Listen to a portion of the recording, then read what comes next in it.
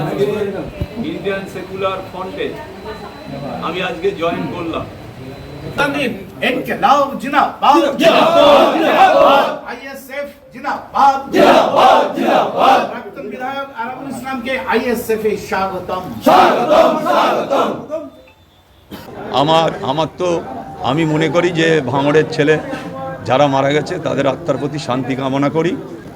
শওকত মোল্লা বলেছিল 5 জন কেন 10 জন খুন হলেও কিছু যায় আসে না, সে অলরেডি শুরু করেছে, এখনও নির্বাচনের দেয়াল লেখা কারুর হয়নি। প্রিয় দর্শক, এত জল্পনার পরে ভাঙড়ের একেবারে দাপটে নেতা আরাবুল ইসলাম আইএসএফের কেন্দ্র অফিসে এসে আইএসএফের ঝান্ডা ধরলেন। এই মুহূর্তে তার কনভাই এবং আইএসএফের কেন্দ্র অফিসে এবং হাজির ভাঙড়ের একেবারে তাজা নেতা আরাবুল ইসলাম। এই মুহূর্তে কিন্তু আইএসএফের রাজ্য ও কেন্দ্র কমিটির হাত ধরেই আইএসএফে জয়েন করলেন এবং ভাঙড় ও ক্যানিং নিয়ে কিন্তু একেবারে বিস্ফোরক মন্তব্য এবং শওকত মোল্লার বিরুদ্ধে টার্গেট নিয়ে একেবারে লড়াইয়ের ময়দানে দেখা যাবে আরাবুল ইসলামকে, এমনই বার্তা দিতে দেখা যায়।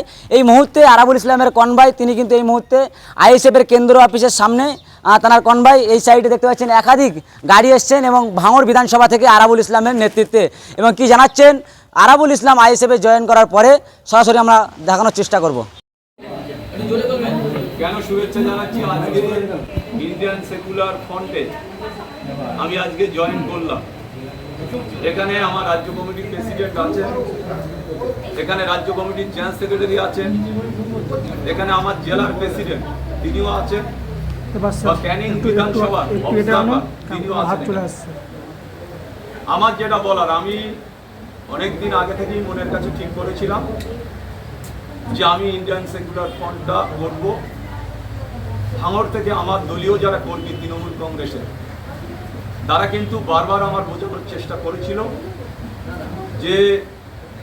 যে কোনোভাবে তোমাকে বসে থাকলে হবে না, তোমার অন্তত যে কোনো একটা জায়গায় যেতে হবে। তাই সর্বসম্মতিক্রমে ভাঙড়ের মানুষের কথা শুনে আমি কিন্তু ইন্ডিয়ান সেকুলার ফ্রন্টে যোগ দিয়েছি। আমি আমার নেতা আব্বাস সিদ্দিকী, নওশাদ সিদ্দিকী আমার নেতা, আমি তাদের নেতৃত্বের প্রতি আস্থা রেখে আজকে আমি তৃণমূল কংগ্রেসে জয়েন করেছি, আইএসএফে জয়েন করেছি। আমার প্রেসিডেন্ট আমার পাশে বসে আছে, আমার জেনারেল সেক্রেটারি রাজ্যের পাশে বসে আছে, আমার জেলার প্রেসিডেন্ট আছে পাশে বসে, ক্যানিং বিধানসভার অবজারভার তিনিও বসে আছেন। আমি শুধু কয়েকটা কথা আপনাদের বলবো। আমি প্রথম একটা উত্তর দেবো যে যিনি কান খুলে শুনি না, যে আরাবুল ইসলাম জগ ছুড়ে মেরেছে, শুনুন, জগ ছুড়ে মেরেছে কথাটা সুন্দরভাবে বলেছেন, কিন্তু আমার উত্তরটা দিতে হবে একটা মহিলার প্লাস্টিকের জগ লেগে এখানে কেটে যেতে পারে না। ওখানে আমার এডিশনাল যিনি চার্জে ছিল ওই কলেজের, আমি তখন গভর্নিং বডির প্রেসিডেন্ট, তিনি ওই মহিলাটার টানাটানি করছিল যে তুমি কি বলছো, এইবারে টানাটানি করতে করতে মহিলাটা পড়ে যায়, ওনার এই বালা ছিল এরম জায়গায়, বালা লেগে কেটে যায়। একটা প্লাস্টিকের জগে একটা মহিলার চাওয়ালিটি এরম জায়গায় কেটে যেতে পারে? সেদিন সমস্ত মিডিয়া, বাংলার ছোট বড়, দিল্লি থেকেও মিডিয়ারা এসেছিল তার পরের দিন আমার কাছে ইন্টারভিউ নিতে, তারাও দেখেছে, তাদের আমি বোঝাতে পেরেছি। থানায় কমপ্লেন হয়েছে যে জগ ছুঁড়ে মারা কাটা নয়, তার মেডিকেল পর্যন্ত করানো হয়েছে। সম্পূর্ণভাবে মিথ্যেভাবে আপনাদের মতন কিছু মিডিয়া আছে, তারা এই অপপ্রচারটা করেছে। তারপরের দিন দেখবেন আরাবুলের ছবি সহ বর্তমান পেপারে টোটালটা নিউজটা বেরিয়েছিল যে না, জগ ছুঁড়ে মারা কাটা নয়। তাই আপনাদের বলতে চাই যে ভুল জিনিসটা নিয়ে এখনো লেগে থাকার কোনো কারণ নেই। আর আমি আমার রাজনৈতিক জীবনে আমি 84 সাল থেকে মমতা বন্দ্যোপাধ্যায়ের সাথে কংগ্রেস, তারপরে মমতা বন্দ্যোপাধ্যায় যুব কংগ্রেস, তখন আমি ব্লকের প্রেসিডেন্ট, তারপরে পরপর তৃণমূল কংগ্রেস গঠন হওয়ার পর আজ পর্যন্ত আমি তৃণমূল কংগ্রেসের দায়িত্ব নিয়ে বিভিন্ন ক্ষেত্রে বিভিন্ন সময় কাজ করেছি। আজকে কেন ছেড়েছি দলটা, সেই কারণটা আপনাদের দুটো একটা বলতে হবে। যে মমতা বন্দ্যোপাধ্যায় তাঁর মানসিকতা, মমতা বন্দ্যোপাধ্যায়ের মানসিকতা, তিনি কিন্তু এখন কান দিয়ে শোনেন না, এখন চোখ দিয়ে শোনেন। ভাঙড়ে এমন একজন কুখ্যাতকে ভাঙড়ের দায়িত্ব দেওয়া হয়েছে।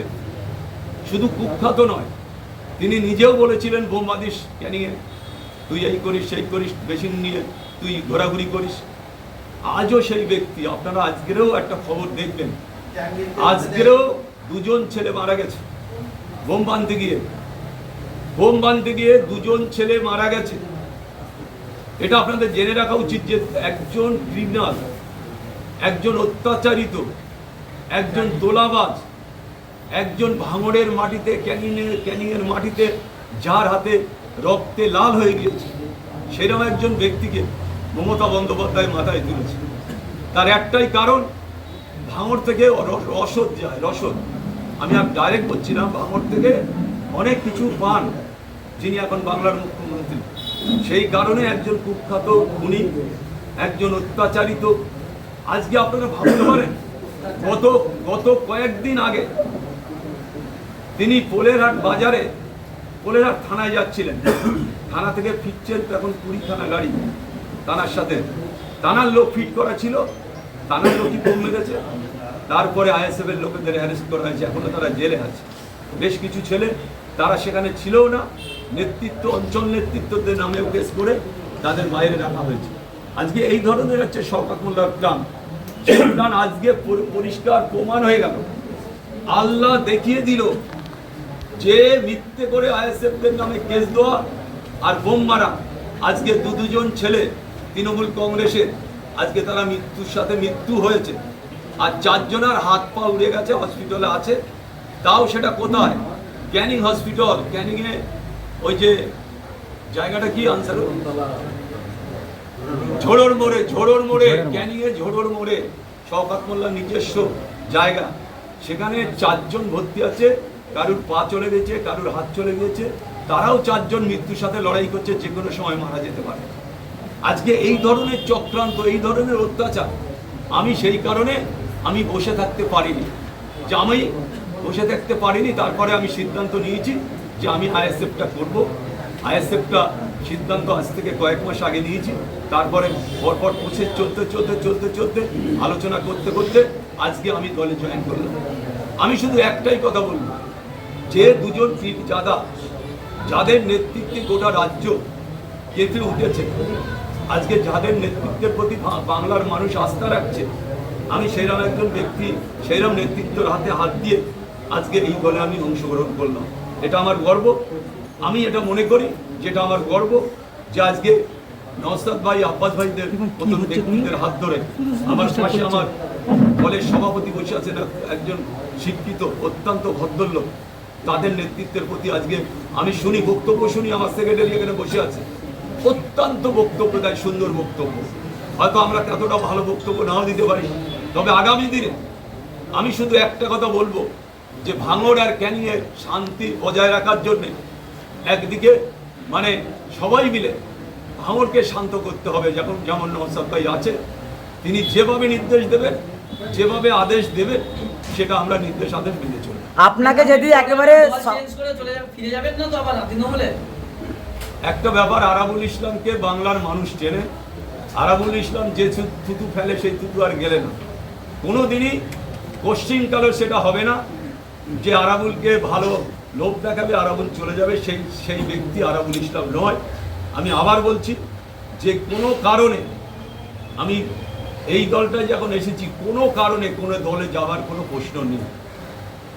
আব্বাস সিদ্দিকী বা নওশাদ সিদ্দিকীর হাত থেকে পতাকা নিলে আরো খুশি হতেন, যেহেতু তাদের নেতৃত্বে আপনি চলবেন। একটা কথা বলি, তারা হচ্ছে নেতৃত্ব। এই দলের সিস্টেম, আমি সিস্টেমটা বলি, আমি এই দলের কোনো এখনো নতুন সিস্টেম পাইনি। দলের সভাপতি করতে পারে, তিনি তার পূর্ণ দায়িত্ব সভাপতি, তানার হাত থেকে আমি নিয়েছি। তবে আমি তানাদের সাথে কথা বলি, আমি আব্বাস ভাইজানের সাথে কথা বলি, আমি এই অনুষ্ঠানে অংশগ্রহণ করেছি।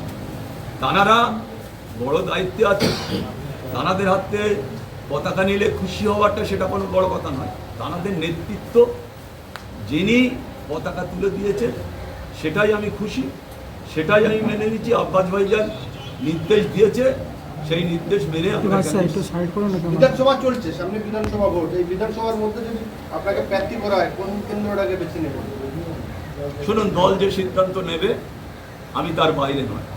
আমি নতুন দলে ঢুকেছি, দলের নেতৃত্ব যেভাবে বলবে আমি সেইভাবে চলবো, তাদের নির্দেশ আদেশ মেনে। দল যদি মনে করে আমাকে টিকিট দেবে নিশ্চয়ই সেটা নিয়ে আমি ভাববো। এক সময় দেখেছি ভাঙড়ের বুকে আইএসএফের বিরুদ্ধে তীর্যক আক্রমণ করতে দেখেছি আপনাকে বারংবার, আজকে তাদের পাশে এসে আপনাকে কতটা বিশ্বাসযোগ্য মনে হচ্ছে? একটা কথা বলি, আমি শুধু এখানে এসেছি বিশ্বাসযোগ্যতা নিয়ে আসিনি। যাদের সাথে আমার লড়াই হয়েছে ভাঙড়ের মাটিতে, যেসব আইএসএফের নেতৃত্ব, তাদের সাথে একাধিকবার আমার সাথে বৈঠক হয়েছে।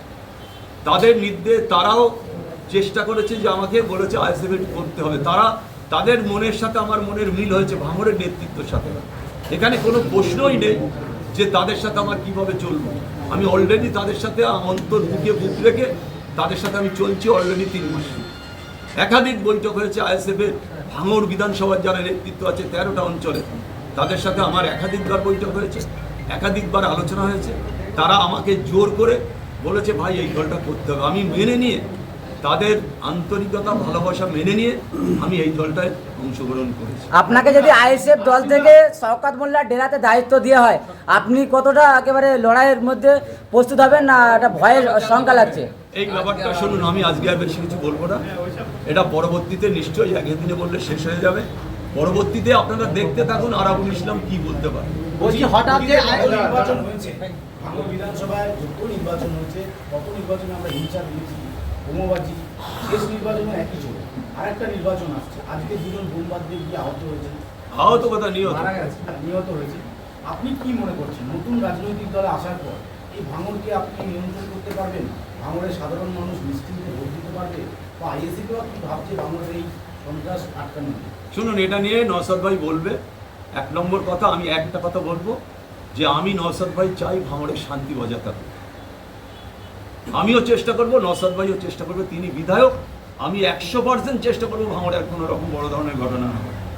আপনার ছেলে ভাঙড়ের তৃণমূলের দায়িত্ব আছে, আপনার সঙ্গে কি আসবে? নিশ্চয়ই আসবে, আমার ছেলে তো। সেটা নিয়ে পরবর্তীতে আমি নিশ্চয়ই বলবো। সব যদি একই দিনে বলে দেন তাহলে তো হয়ে গেল। ঠান্ডা মাথার মানুষ, আমি চাইবো যে ওনার সাথে কথা বলে ভাঙড় ক্যানিং কিভাবে শান্ত করা যায়, আমরা সেটা নিশ্চয়ই চিন্তা করব। আমি ইতিমধ্যে চেষ্টা করছি ওনার সাথে আজকেই রাত্রি কথা বলার, বলে কিভাবে ভাঙড় ক্যানিংয়ে এই একটার পর একটা ঘটনা ঘটছে। শওকত মোল্লা বলেছিল 5 জন কেন 10 জন খুন হলেও কিছু যায় আসে না। সে অলরেডি শুরু করেছে, এখনও নির্বাচনের দেয়াল লেখা কারুর হয়নি, আমাদের ক্যান্ডিডেট এখনও ঘোষণা হয়নি, তারপরেও এই ঘটনা ঘটছে এলাকায়। প্রচণ্ড অশান্তি করার চেষ্টা করবে, যেহেতু ও এই ঘটনাটা ঘটাবানোর জন্যে, এলাকা উত্তপ্ত করার জন্যে, আইএসএফের কর্মীদের কেস দেওয়ার জন্যে, এটা ওর পরিকল্পনা। আজকেই একটা মর্মান্তিক ঘটনা ঘটেছে, 2 জন একদম নিহত হয়েছেন, কয়েকজন আহত। এটা অত্যন্ত দুঃখজনক ঘটনা। আমার তো আমি মনে করি যে ভাঙড়ের ছেলে যারা মারা গেছে তাদের আত্মার প্রতি শান্তি কামনা করি, তাদের ফ্যামিলির প্রতি সহানুভূতি জানাই, যে এই ধরনের ঘটনার সাথে যেন এই ছেলেপিলেরা না থাকে, এটা সবাই এটা মনে রাখতে হবে। আর ঠিক আছে, আর সবাই আমরা ঐক্যবদ্ধভাবে কাজ করি।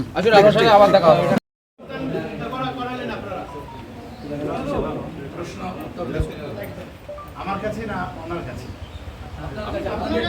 আচ্ছা, অবশ্যই নীতি নৈতিকতা, অবশ্যই আমাদের দলের পক্ষ থেকে প্রথম স্ট্যান্ড ক্লিয়ার করি।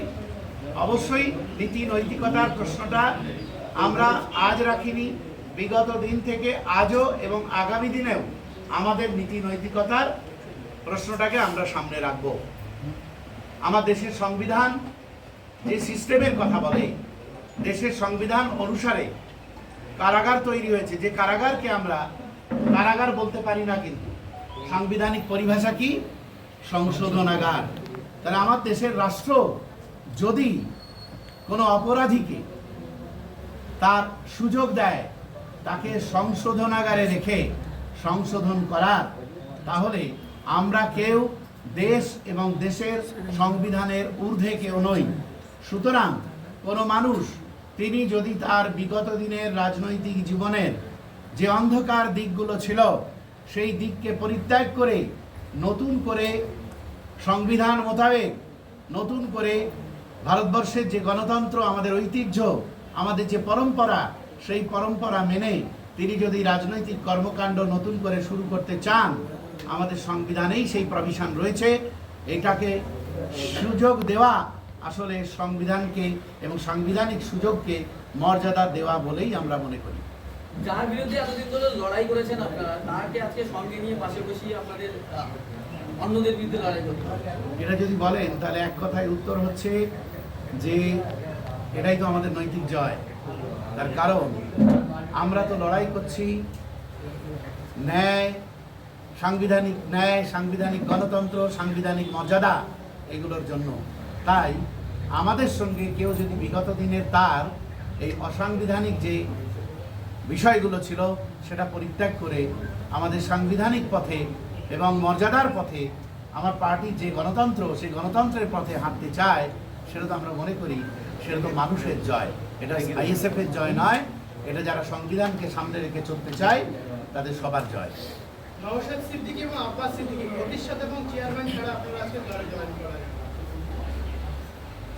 এ বিষয়ে যদি বলেন তাহলে আমরা আমাদের এটা তো প্রথম জয়েনিং কর্মসূচি নয়, বহু মানুষ আমাদের দলে যোগ দিয়েছেন এবং এটা দলের প্রথা অনুযায়ী যে দলের প্রথম ঝান্ডাটা আমাদের দলের পৃষ্ঠপোষক পীরজাদা মোহাম্মদ আব্বাস সিদ্দিকী ভাইজান, বড় ভাইজান, তিনি পার্টির চেয়ারম্যানের হাতে এবং পার্টির যিনি তৎকালীন সভাপতি ছিলেন তার হাতে তিনি তুলে দিয়েছিলেন। আর তারপর থেকে পার্টিতে যতজন যোগদান করেছেন, এটা আরাবুল ইসলামের ক্ষেত্রে আলাদা হয়েছে এমন নয়, প্রত্যেকের ক্ষেত্রেই কিন্তু পার্টির চেয়ারম্যান ঝান্ডা তুলে দেন না। পার্টির সাংবিধানিক পদে আমরা যারা রয়েছি আমরা ঝান্ডা তুলে দিই। আমরা দলের ঝান্ডাটা উপরে থাকে। দাদা মুখটা গাঢ় হয়ে যাচ্ছে, ঝান্ডাটাও দেখতে পাচ্ছেন আরাবুল ইসলাম আইএসএফে জয়েন করলেন।